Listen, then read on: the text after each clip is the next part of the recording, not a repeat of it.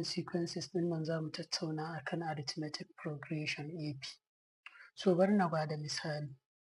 Misali a ce yanzu kana aiki, sannan a aikin nan duk awar da ka yi idan ka yi awa ɗaya za a baka wanki naira 1000 kenan. Idan ka yi awa 2 za a baka 3k. Idan ka yi awa 3 za a baka 5k.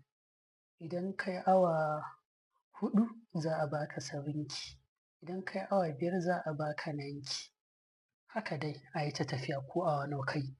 So wannan a maths shi ake ce ma sequence, ma'ana jerin nambobi a haka 1k, 2k, 3k, 4k, 5k.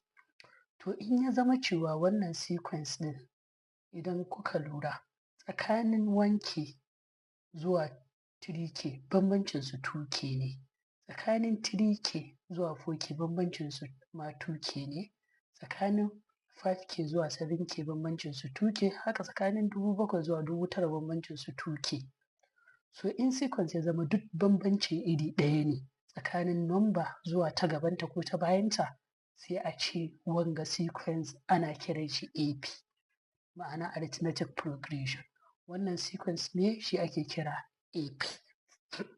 Abin yanzu da za a ce muna da wani sequence nan, maybe muna da mu ce nambobi haka 2, 4, sai ya zama 7, sai ya zama 8, misali sai 10. In kun lura bambanci tsakanin 2 da 4, bambancin wayannan shine 2, bambancin 4 da 7 shine 3, 7 da 8 1, 8 to 10 bambancin su 2. So kun ga nambobin nan ba iri ɗaya bane, ko da ɗaya aka samu wadda ba, kun ga bambanci tsakanin 2 da 4 2. Don haka kafin wannan sequence ya zama APC ya zama bambanci duk tsakanin su ya zama 2 ne. Amma kun ga muna da 3 muna da 1, therefore wannan is not AP.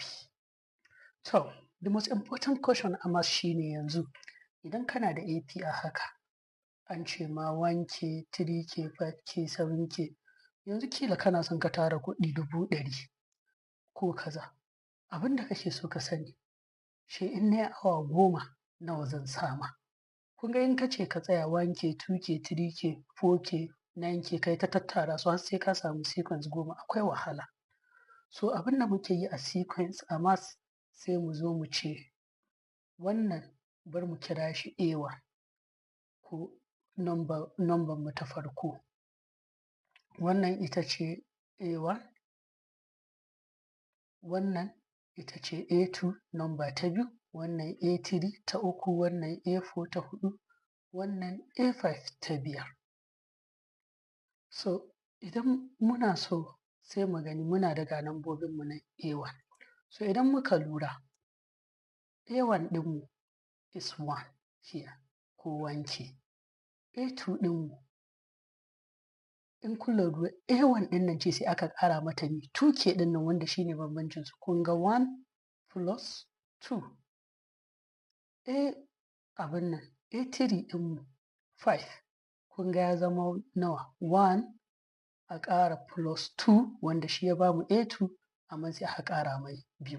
Ma'ana A2 1 plus 2 tun da shi ne A2 plus 2. In kuka lura A3, A4 shi kan shi zai zama A3 wanda is 1 plus 2 plus 2 sai kuma mu ƙara mai 2. A5 haka ma zai zama 1 plus 2 plus 2 plus 2 plus 2 har 2 guda 4.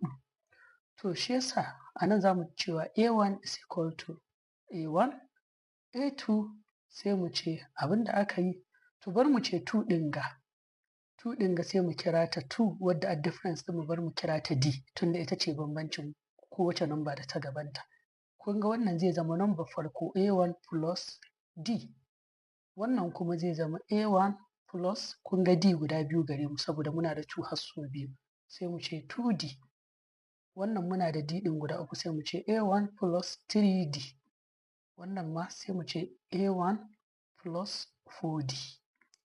Don haka in kun lura a nan kenan ina da wata number AN, ma'ana N ko awa nawa ne zai zama 1 plus kun ga 4 D guda gare mu, ga 3 D biyu, ga 4 D uku, kun ga kenan kamar muna cire ɗaya kenan.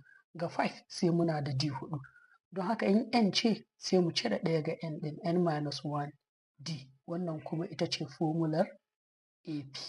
Don haka misali yanzu in kana son nawa za a samu a awa 10, sai mu ce A10 equal to A1 wadda ita ce 1 ɗinmu, nan in muka ga dama za mu rubuta 1. Zai zama A1 wadda zai zama 1 plus n-1 tunda A10 ce, don haka za mu sa 9 times 2. Don haka zai zama 1 plus 9 times 2, tara sau biyu 18. Kun ga zai zama 19. Ma'ana kenan idan mutum ya awa 10 za a bashi 19K. Wassalamu alaikum.